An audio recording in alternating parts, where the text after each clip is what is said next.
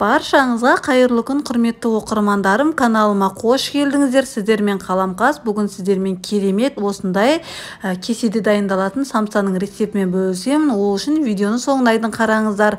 Алдымен бізге қажетті заттар: кез келген еттің түрі жарайды. Мен қой етін қолдандым. Және де пияз, картоп қажет. Самсамызға ең бастысы кесе қажет. Және де қамырына ұн, жұмыртқа, тұз және де 150 грамм су қажет. Алдымен електен өткізілген ұнымыздың үстіне бір жұмыртқамызды саламыз.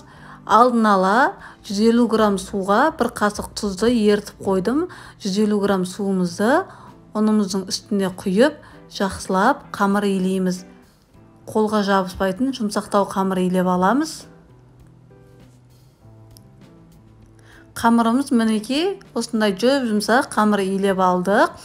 Енді қамырымызды 15-20 минутқа бетін жауып, кішкене июі қанғанша бетін жауып қоямыз. Енді сол аралықта самсаның салмасын дайындаймыз.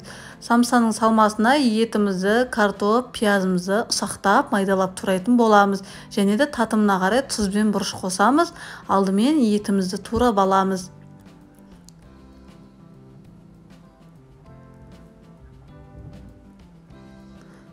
Төрт бұрышты қылып, барлығын бірдей қылып турап шығамыз.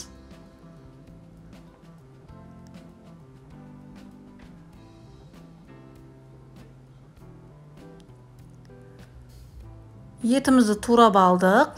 Және де арасына құйрық май қосамыз. Оны видео барысында сіздерге айтылмай қапты. Кішкене құйрық май қосты. Мен осылай ұсақтап турап. Егер сіз құйрық майды ұнатпайтын болсаңыз, сұйық май қолдануға кеңес берем. Яғни құйрық майдың орнына сұйық май қолдана берсеңіздер болады. Енді картоп, пияздарымызды дәл солай төрт бұрышты майдалап, ұсақтап турап аламыз.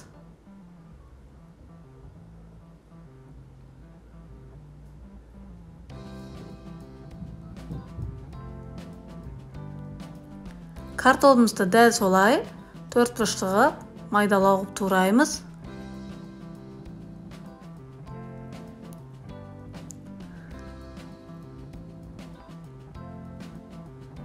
Етімізді, картоп, пиязымызды турап алдық. Енді үстіне татымына қарай тұз, бұрыш қосамыз.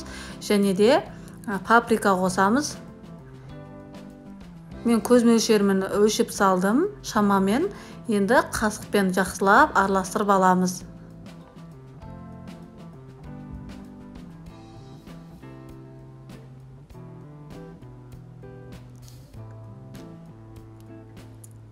Жақсылап араластырып болған соң, ең соңында осындай томаттың соусын қолданамыз.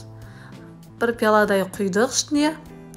Себебі самсамыз сочный болу үшін осылай томаттың соғын қолдандым. Егер сіздерде қызанақ болса, қызанақ қоссаңыздар да жарайды. Енді келесі кезекте қамырымызды алып, жақсылап майда бөліктерге бөліп аламыз. Шамамен көз мөлшерімен бөлдім мен. Егер сіздерде тараз болса, 60 грамдай қамырды бөліп шығамыз. Бірнеше бөліктерге бөліп алып, осылай қолымыздың көмегімен дөңгелектеп аламыз.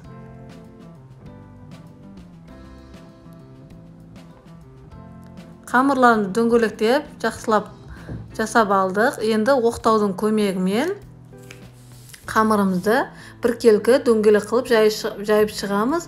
Кішкене ұн сеуіп жеріңізді жабысып қабатыр қамырымыз. Оқтауды қатты баспай, домалақ қылып жаямыз.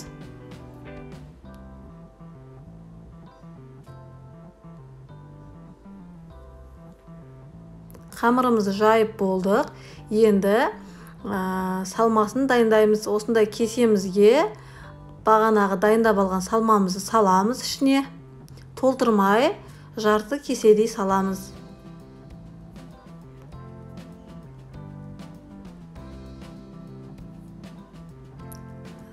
Салмамызды салып болған соң, бетіне жайған қамырымызды саламыз. Бетіне, яғни кесем бетіне жабамыз. Менде қамырым кесемен бірдей болып қалды. Кеседен сәл үлкендеу қылып жаямыз. Себебі кесенің шет-шетіне жабысып тұру керек қамырымыз.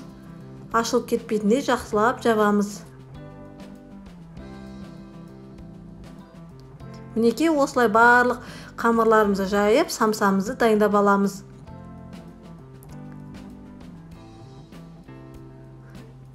Мінекей самсаларымызды дайындап алдық. Енді бетіне жұмыртқаның сарысын жағамыз жақсылап. Яғни самсамыздың беті әдемі болып шығу үшін.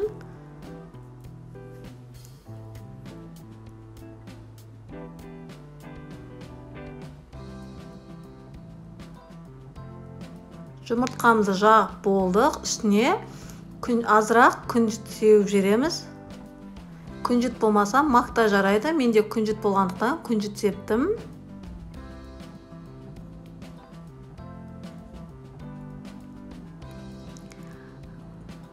Дайын болған самсаларымызды 180 градуста 45-50 минутта қызып тұрған пеште пісіріп аламыз. Ал 45 минут өткен соң самсаларымызды алдық. Кішкене беті күйіңкіреді, яғни мен пешкім қатты қыздырғандықтан. Өте әдемі болып шықты самсамыз. Пышақтың көмегімен осылай қамырымызды кесіп аламыз. Ақырында менде кішкене ыстықтау болып тұр. Қолым күйіңкіреп, аз-аздап осылай кесіп аламыз. Бетіндегі қамырын, яғни тестасын. Тестамызды алып, шетінен үзіп, кеседегі дайын болған самсамыздың салмасына батырып, яғни сорпасы болады. Өте әдемі, керемет болып шыққан. Соған батырып жесеңіздер күшті болып шығады. Салмасын салып жеуге де болады қамырымызға. Сочный, ауызда еритін қамыры. Өте керемет, тойымды самсалардың бірі. Барлығы толыққанды піскен, дәмді болып шыққан. Сіздерді дәл осы рецептпен жасап көріңіздер, керемет шығады. Сочный болып, яғни түскі асқа жасасаңыздар таптырмас тағамның бірі. Видеоны соңына дейін көргендеріңізге рахмет. Сіздермен болған Қаламқас. Видеом ұнап жатса лайк басып, комментарий қалдырыңыздар.